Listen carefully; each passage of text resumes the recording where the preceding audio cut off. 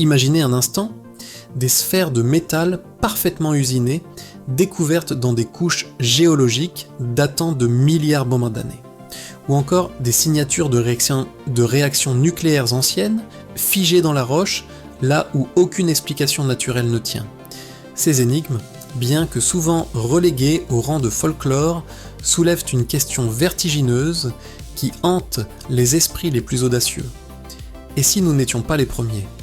Et si, bien avant l'avènement de l'humanité, une autre civilisation industrielle avait foulé le sol de notre planète ?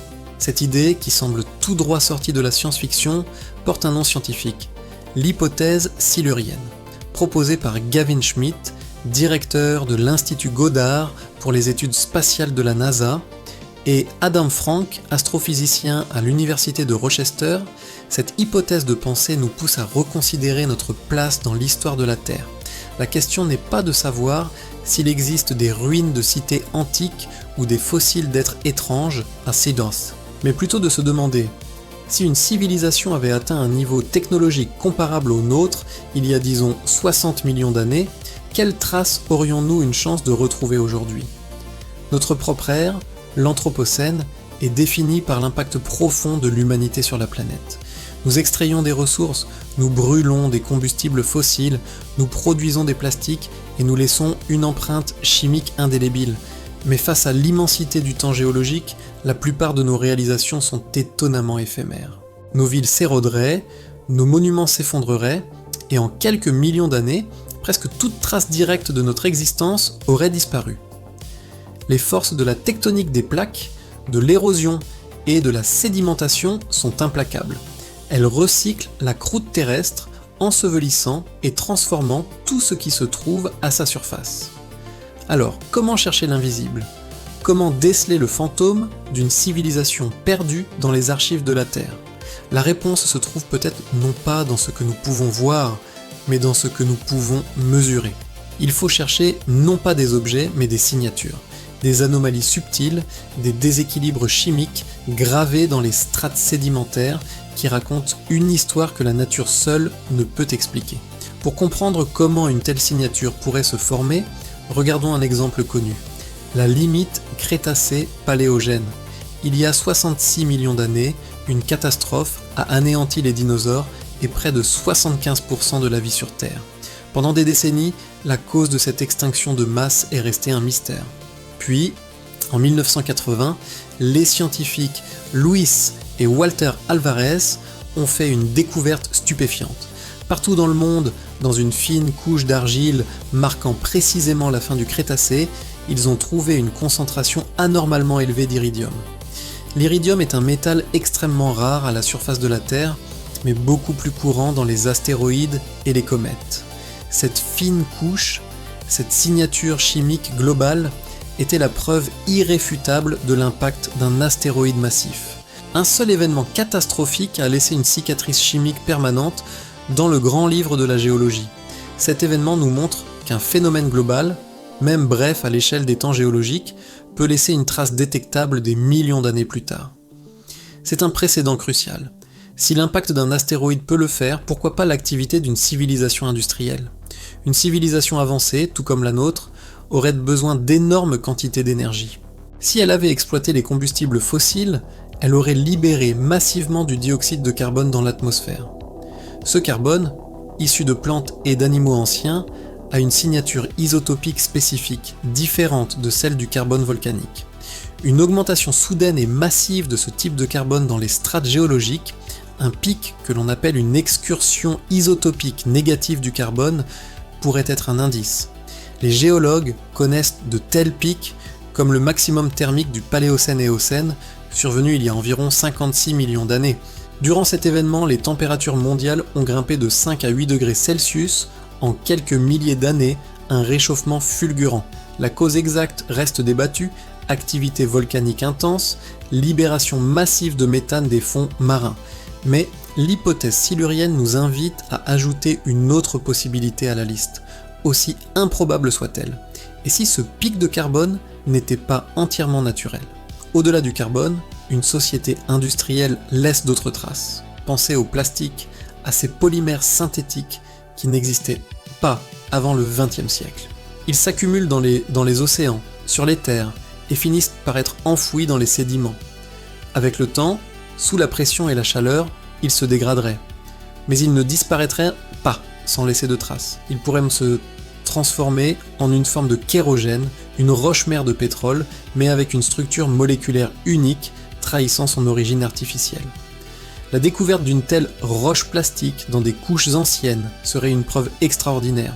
De même, l'agriculture à grande échelle nécessaire pour nourrir une population importante a un impact profond. La déforestation massive pour créer des terres arables augmente considérablement l'érosion. Des quantités anormales de sédiments se déverseraient alors dans les océans, créant des couches sédimentaires distinctes. L'utilisation généralisée d'engrais, notamment azotés, modifierait également les cycles biogéochimiques de la planète.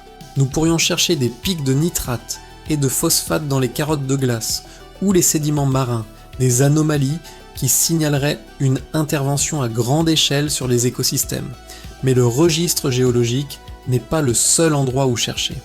Les archives fossiles elles-mêmes recèlent des mystères qui continuent de défier les explications simples. Le plus célèbre est sans doute l'explosion cambrienne il y a environ 540 millions d'années.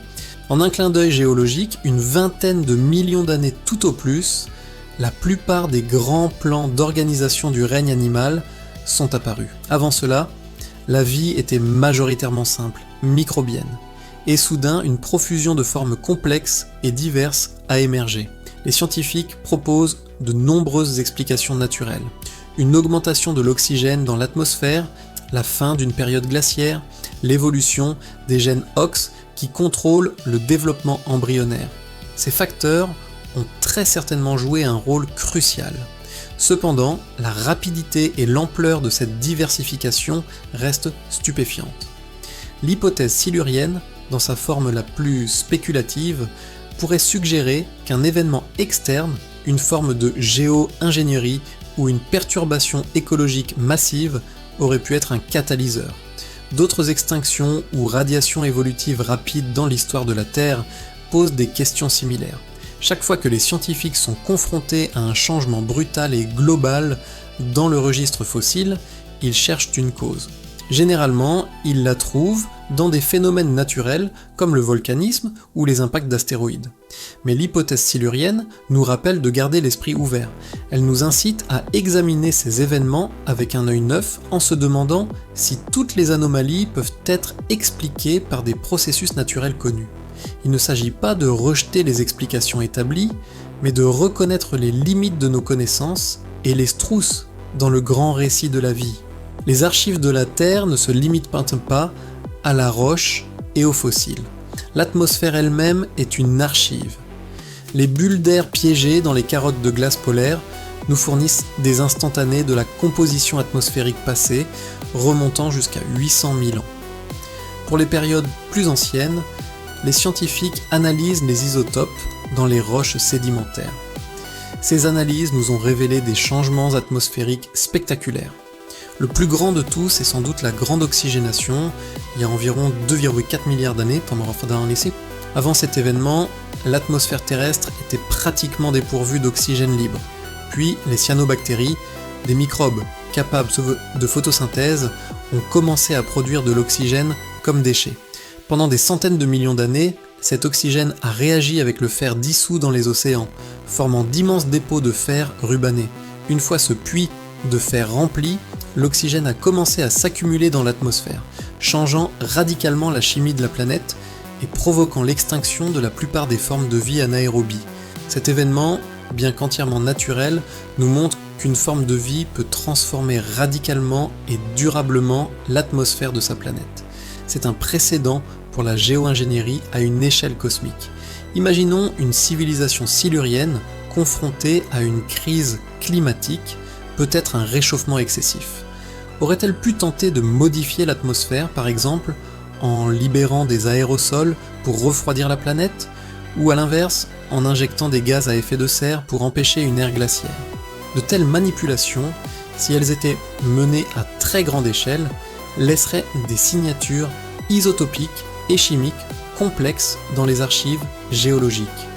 des pics inexpliqués de certains gaz, des ratios isotopiques qui ne correspondent à aucune source volcanique ou biologique connue pourraient être des indices. Bien sûr, invoquer une civilisation perdue pour expliquer une anomalie géochimique est un saut conceptuel énorme.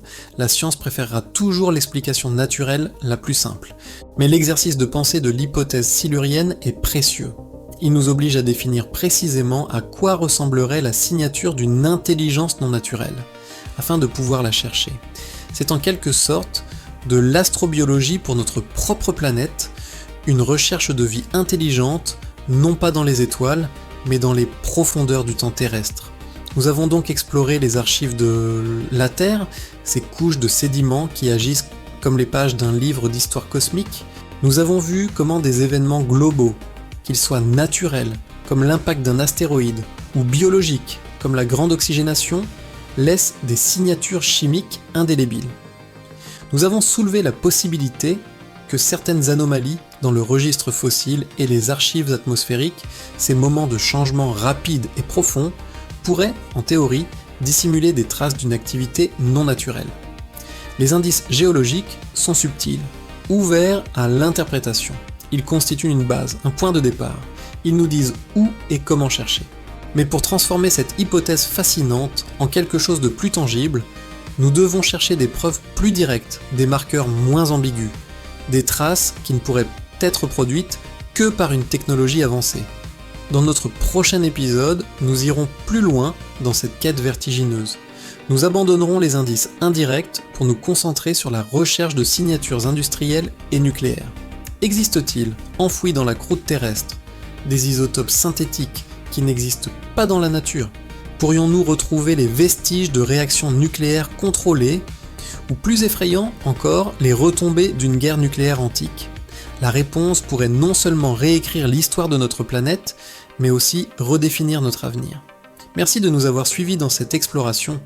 Si ce voyage dans les profondeurs du temps vous a fasciné, n'oubliez pas de vous abonner et d'activer les notifications pour ne pas manquer la suite de notre enquête sur les civilisations perdues de la Terre. À très bientôt.